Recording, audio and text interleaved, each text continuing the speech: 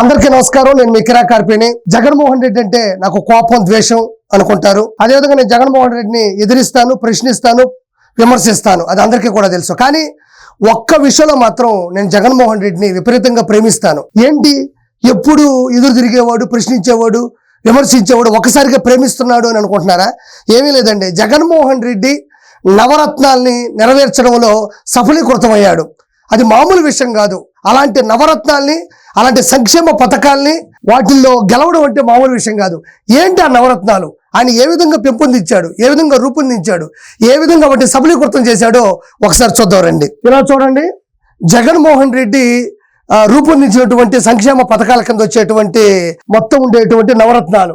ఒకటి, enjoy with గంజాయ్, bye బాబాయ్, భారీ ముద్దు తల్లి చెల్లి వద్దు, ప్యాన్ ఇండియా ప్యాలెస్లు, నా భూతే నా భవిష్యత్తు, ప్రకృతి కకృతి, ఎదిరిస్తే వేసేస్తా, వీధికో swimming pool, battle with bottle. అంటే మొత్తం కూడా 9 నవరత్నాలు, సంక్షేమ పథకాలు. వాటిల్లో ఎలా అతను పై స్థాయికి వచ్చాడో ఒకసారి విధిశీకరిస్తాను చూడండి. ఎంజాయ్ విత్ గంజాయ్, మీరు గంజాయితో ఎంజాయ్ చేయండి. నేను ఆంధ్రప్రదేశ్ కాలేజీల దగ్గర కానీ, రోడ్ల మీద కానీ, గుళ్ళు పక్కన కానీ, బళ్ళు పక్కన కూడా నేను మిట్ట మధ్యాహ్నం కూడా 365 days 24 hours కూడా మీకు అందుబాటులో కల్పిస్తారని గత 5 సంవత్సరాల జగన్మోహన్ రెడ్డి విచ్చలవిడిగా గంజాయిని ఆంధ్రప్రదేశ్లో అమ్మడం జరిగింది. సో అది అందరికీ తెలుసు.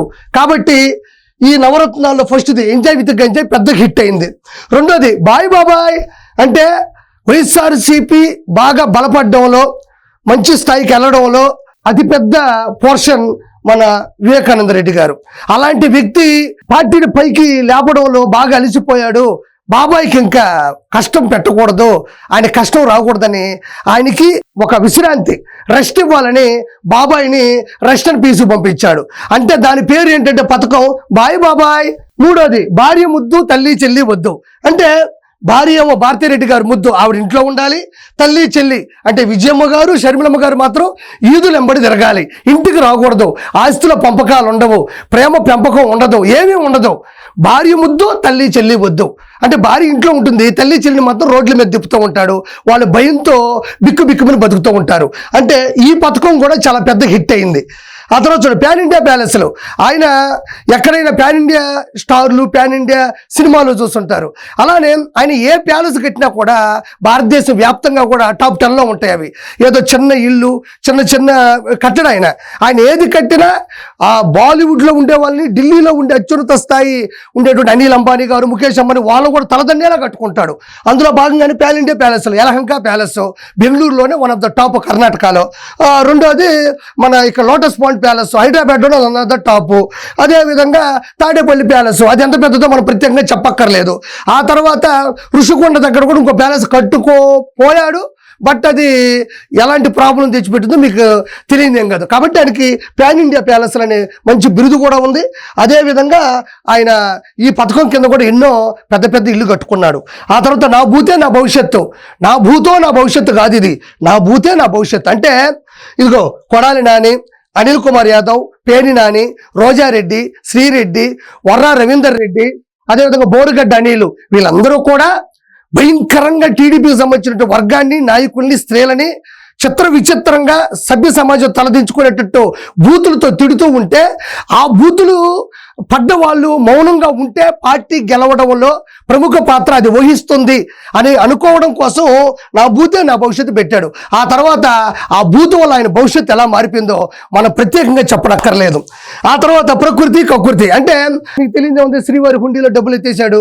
అదేవిధంగా ఆ కమిషన్లు, రిజిస్ట్రేషన్లో డబ్బులు, దందాలు, దౌర్జన్యాలు, అరాచకాలు చేసింది కాక ప్రకృతి కకృతి సంక్షేమ పథకం కింద గ్రావెల్లు, ఇసుక, ఎర్రచందనం, అదేవిధంగా ఏ కొండ కనబడ్డా మరుసటి రోజుకి, అంటే కొండ కనబడితే అది కొండ అన్న తేడా కూడా కనబడదు. ఆ రోజు రాత్రికే దాన్ని లేపేయడం కూడా జగన్మోహన్ రెడ్డి చరిత్రలో ప్రథమ అధ్యాయం.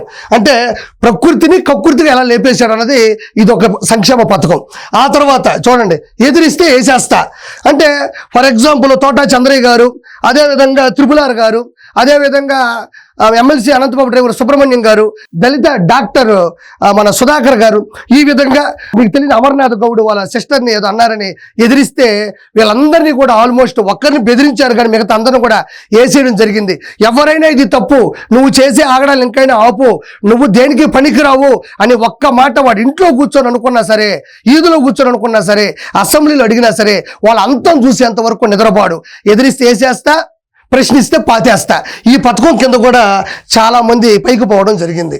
ఆ తర్వాత వీధికో స్విమ్మింగ్ పూల్, అంటే భారతదేశంలో అందరూ డబ్బున్నోళ్ళు, స్టార్ హోటల్లో ఉండేవాళ్ళు మాత్రమే స్విమ్మింగ్ పూల్లో ఈత కొడతారు, కానీ పేద ప్రజలు ఈత కొట్టగలగరా?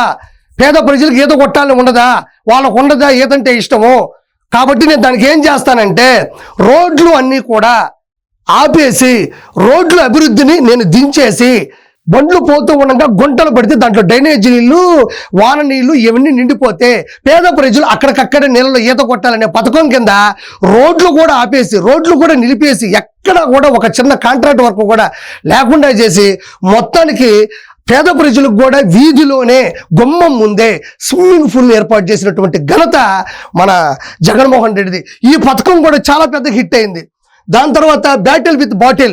బాటిల్ అంటే మీకు తెలిసిందే, అంత బాటిల్ ఉంటుంది, కొన్ని నీళ్లు ఉంటాయి, అంత స్పిరిట్ ఉంటుంది, ఇంకోటి కలర్ పౌడర్ ఉంటుంది. ఈ నీళ్ళలో స్పిరిట్, దాంట్లో రంగు పోసేస్తాడు, ఆ తర్వాత కులిపిస్తాడు, కుదుపుతాడు, దాన్ని మళ్ళీ ఒక బాటిల్లో పోస్తాడు. నువ్వు ఏ రేంజ్ ముందు కొనుక్కోవాలనుకుంటున్నావో ఆ రేంజ్కి సంబంధించినటువంటి ఆ స్టిక్కర్ని అతికిస్తాడు. మ్యాషనల్స్ అన్నావా, ఇది మారుస్తాడు, మ్యాషనల్స్ కలర్ కలుపుతాడు, ఆ బాటిల్కి ఇది కలుపుతాడు, అంతే, ఇంకేం ఉండదు అక్కడ. అంటే బాటిల్లో పోసినటువంటి నాసిరకమైన మందు చేత లివర్లు పోగొట్టుకొని, ఆరోగ్యాన్ని పోగొట్టుకొని, హాస్పిటల్లో ఐసీయూలో ఆరోగ్యంతో పోరాడుతున్న, అంటే మరణంతో పోరాడుతున్నటువంటి వాళ్ళు చేసే యుద్ధమే బ్యాటిల్ విత్ బాటిల్. బాటిల్లో ఉన్న నాసిరకం మందుతో ఆరోగ్యం పోగొట్టుకొని యుద్ధం చేస్తున్న వాళ్ళదే ఇది మెయిన్. ఇది కూడా బ్యాటిల్ విత్ బాటిల్. ఇవన్నీ మీరు గమనించారు. ఇది కానీ ఎంజాయ్ విత్ గంజాయ్ బాబాయ్, ఇవన్నీ కూడా ఈ నవరత్నాలు కూడా జగన్మోహన్ రెడ్డి సఫలీకృతం చేయడంలో, ఇందులో గెలవడంలో ఎలాంటి ప్రయత్నాలు చేశాడో చూశారు కదా. అందుకే నాకు జగన్మోహన్ రెడ్డి అంటే విపరీతమైన ఇష్టం. I love you Jaganmohan Reddy గారు. ఇలాంటి నవరత్నాలు ఈ ప్రపంచంలో ఎవరో ప్రవేశపెట్టలేదు, పెట్టినా ఎవరో గెలవలేదు, ఎవరో పెట్టాలని థాటే రాలేదు, దానివల్ల ఎవరు 11 తెచ్చుకోలేదు. సో ఒకసారి ఇవన్నీ కూడా చూడండి జగన్మోహన్ రెడ్డి యొక్క గొప్పతనం. అందుకే I love you Jaganmohan Reddy గారు.